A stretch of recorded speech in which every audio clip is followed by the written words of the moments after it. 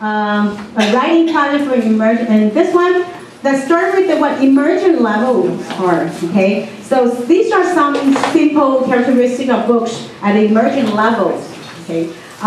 These are the characteristics, so when you choose books for your students, sometimes for some reading projects, and it didn't work out that well was because we choose the wrong books.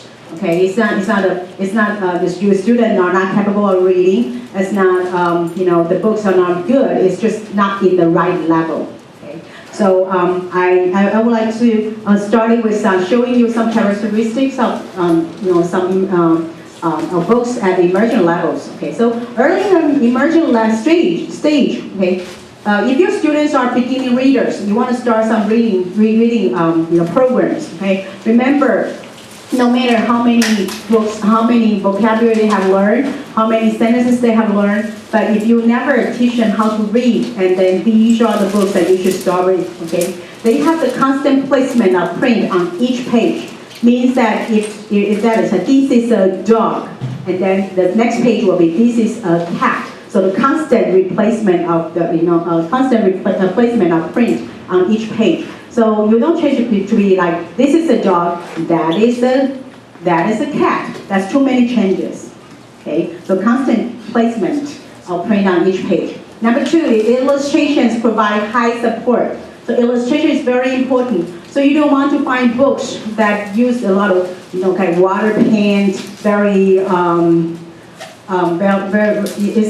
kind of like not very easy for kids to understand the meaning, okay? And also, very importantly, illustration provide high support means that in your page, try not to have too many objects in one page, okay? If this is page says, this is my mother, try to only have one person, mother, a female figure in that page, not with a lot of houses or trees or others, because that may confuse the students if they read it by themselves. Okay, and then the third one will be natural language structures.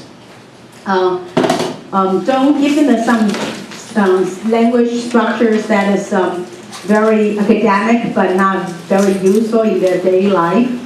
Okay, and then the next one would be familiar experiences, something related to their life. Like if you are teaching, for example, there was one very good book that I have it, and I love it, but I know I can. It's kind of hard for me. I never think of using that in my classroom. That's the book called. You can see it somewhere in the bookstore. It's a story called the Scramble. The states of the United States. It's kind of like telling you the 5 states of the United States. One day they get along with each other very well, and one day when they wake up, they feel bored of sitting where they are. So Texas don't want to stay at Texas anymore, and then Kansas don't want to be at Kansas anymore. Kansas feel like I'm always in the middle of the state. I can feel beach, I can feel the wind, that blow to me from the ocean, and I want to see ocean, okay, and Hawaii, the state of Hawaii feel like I don't want to be sitting in the middle of the ocean. I feel seasick all the time. So it's and one day the 50 states get together and they start talking to each other, and they have the idea that hey, let's switch places. So they decided to go to different places. So Kansas go to Hawaii because he want to have some ocean feel, okay. And then Hawaii go to Massachusetts, okay. And then Massachusetts go to somewhere else. And then it ends up that Hawaii goes to Massachusetts place, and he feel cold all the time because it's too cold. He start missing his warm weather place. So it's kind of like a story like that. Well, it's fun to me because I study the states, okay? And I know the 50 states, and I travel around in the United States where I was study there. So it makes sense to me, okay? I feel I understand it. But even though the language is not too hard for some of my students, but I never think of introducing it to my students because it's not related to their life experiences, okay? They'll feel like, what's so funny about this story? Okay, so it's very, so sometimes when we pick the reading, the books, okay, that not only fit their reading level, but also have to be familiar experiences. Okay, so they will feel like, yeah, okay, so that will really echo their lives. Okay, and then some known high frequency words. So when they pick up some books, they won't feel so frightened because they see a lot of unfamiliar faces. Okay, like when you go to the party, the first thing that someone asks you to go to the party, invited you to go to the party, what do you usually ask? Who's going to be there? Who's going to be there? Yeah, who will go? Who's going to be there? So you go to the party, you decided whether you are going to the party or not. It's not simply because you want to go or not. It's probably the person who is going to participate in the party, right? If someone goes with you, and you will feel like to go, right? If you know you are going to the party, and none of them that you know, will you still feel interest of going? Probably not, right? Maybe sometimes you still have to go. You still have to, but you know you'll go with a little bit of fear or wondering that who is going to be there. You'll be a little bit frightened.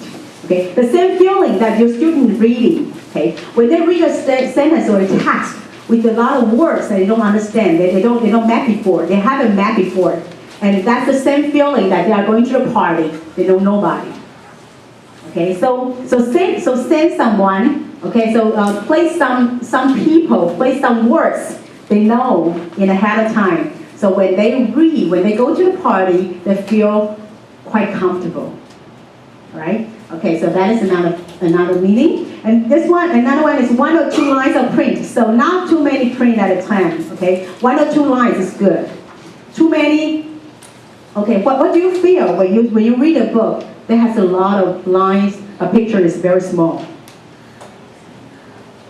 Now probably we feel okay, because we have the ability of reading text without pictures. But think about that you are learning another language.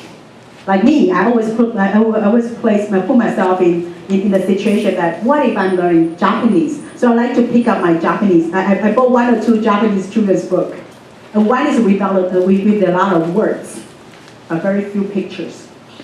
And one is with a big picture and very few words. And which one I feel better? I feel, with the one with big picture, clear picture, but very few lines, 1 or 2 lines. I feel more comfortable, even though I don't read the language. But I feel, well, probably I would know the content. Okay? But with the one with a lot of words, well, so that's a feeling how your student will feel when they see a lot of words. Okay? So at the beginning, remember, 1 or 2 lines of print. And the last one is predictable, repeating sentence pattern with 1 or 2 word changes. Okay? Predictable. Predictable means that when they encounter something they don't understand in the next page, but because it's predictable, so they can guess. They can guess. Okay? Guessing is a very important process in learning. Okay? But most Chinese students, they don't like to guess. They are afraid of guessing.